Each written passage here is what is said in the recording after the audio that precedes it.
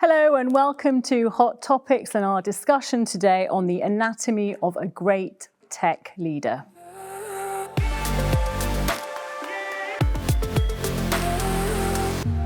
So I'm going to kick it out there with the first question. What do you think makes a great tech leader today?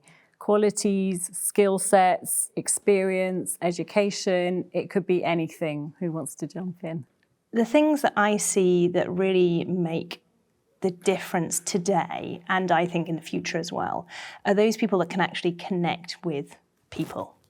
Because it is so important that we can enable people to be the best form of themselves to enable the technology. And that really is where we need to go. We've got all the technology around us, I think, and we can develop all the technology that we need to solve the problems. But now it's about actually leveraging people. And so we need tech leaders who are able to actually do that, who are able to really ignite people, because we've got 20% engagement globally. If we could get to 50, 60, 70, 80% engagement, and Gallup says this quite clearly, they always say, what are we missing? It's good leaders. And why is that? Is that because tech for so long was so siloed and it had a different kind of makeup of people, whereas now tech is so much more embedded in every part of a business? Yeah, tech's kind of grown in terms of it's in everywhere. So we need leaders that can really create the environment for really diverse teams to thrive.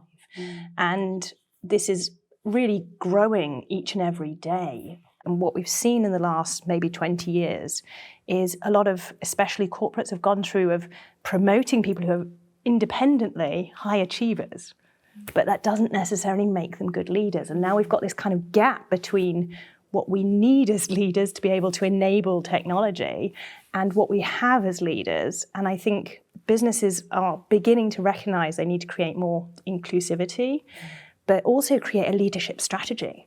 What do we stand for? Play to the values of the business, because quite often what's happening is, the values that are being lived in the business are very different to actually what the values are that they're marketing or talking about.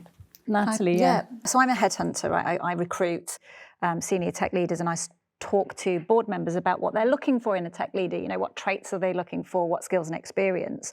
Absolutely, I think it's changed a lot, particularly recently around collaboration, ability to engage, ability to understand, ability to say yes instead of no and block everything and facilitate. Or if you are saying no for valid reasons, to say, however, you can do it like this, or tell me what the problem is and I'll come up with a solution for you.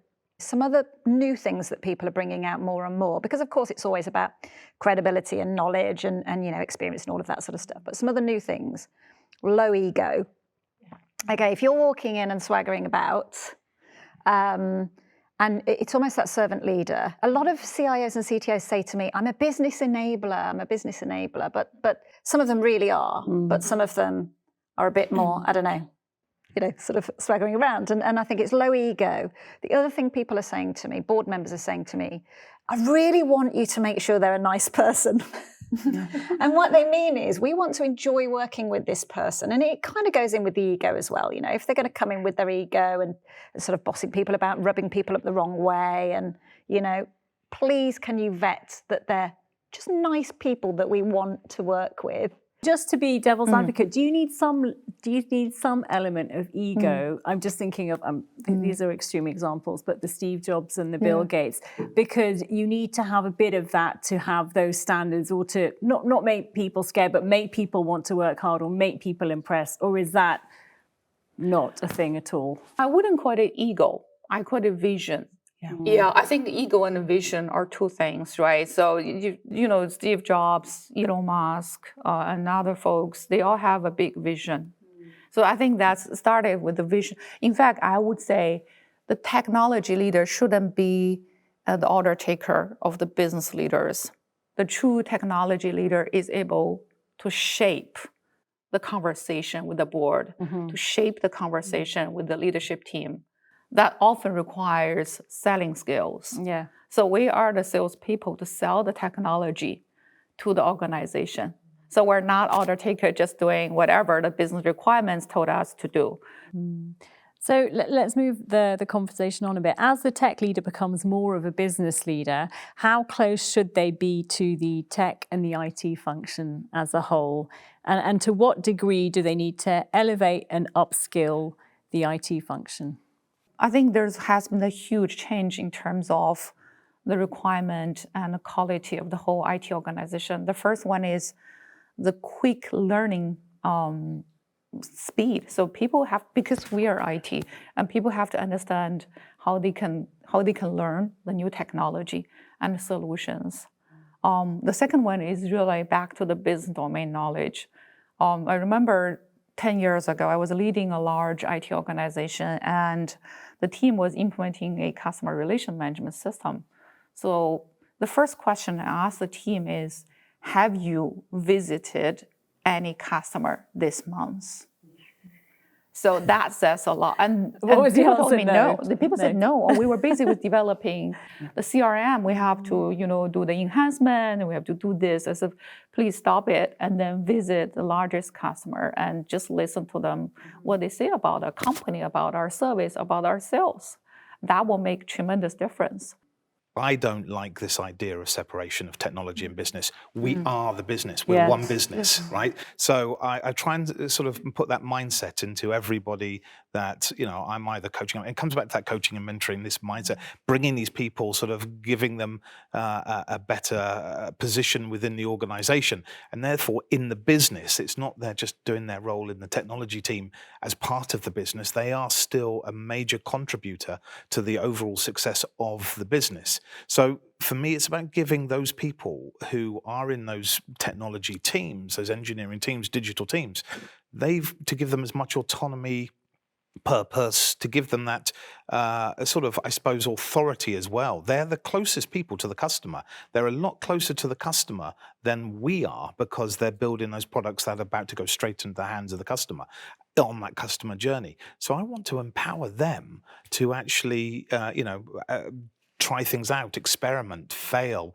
and then sort of, pick themselves up, learn from those failures, and then obviously do new things as well. And that's this idea I love. And so that there isn't a differentiation between someone who's in the sales team and someone who's in the technology team. We're all one family. And I think I often say in the organization, no ego, not just even low ego. It's no ego. Forget your job title. We're all here to delight our customers, to make customer value and business value come together. They're two different things, but we've obviously got to do it and enable that the best way possible. I'm curious, in all of your careers, have you come across a tech leader who has been really impressive for you personally that you've worked with? And if so, I'm curious to know, what was that main quality that made them so impressive? Yeah, a leader who saw themselves as an explorer, and they were taking the organization into a journey of the future. And their remit was to help the organization navigate the uncertainty of the future. So they saw themselves as that explorer, having all the characteristics that we thought around the curious mindset, around collaborating with the crew within the organization, the leaders across the organization, and developing the skills to help the organization navigate into that future uncertainty. An interesting analogy, I think. Yeah, absolutely. Something that's also would be really interesting to get your thoughts on. How do you stay relevant as a tech leader? Things are changing so quickly. As you get older, you have more experience, but then you also have to keep up with the increasingly fast pace of change. So how do you stay relevant, and how do you stay valuable to the organization at the same time? I think by really listening to the people in your teams as well about the ideas they have, because some people have been playing around with tech or involved with all sorts of stuff and might have all sorts of cool ideas.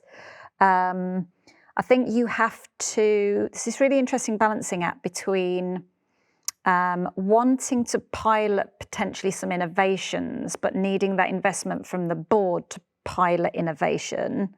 But you're only going to really be truly keep being relevant if you're allowed to keep trying to stay ahead, or at least be a fast follower out there.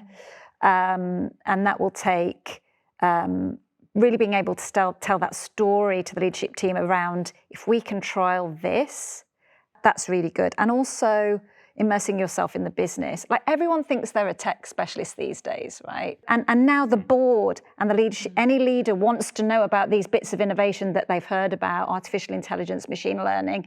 How is this useful for my business? So you therefore have to be, I'm one step ahead here. I know you'll have been hearing about these innovation. Let me carve out some time to bring these to life for you, to tell stories about them, to tell you what the use cases might be in our business and the journey we need to get there. Because before we can do that, we need to sort this, and this out.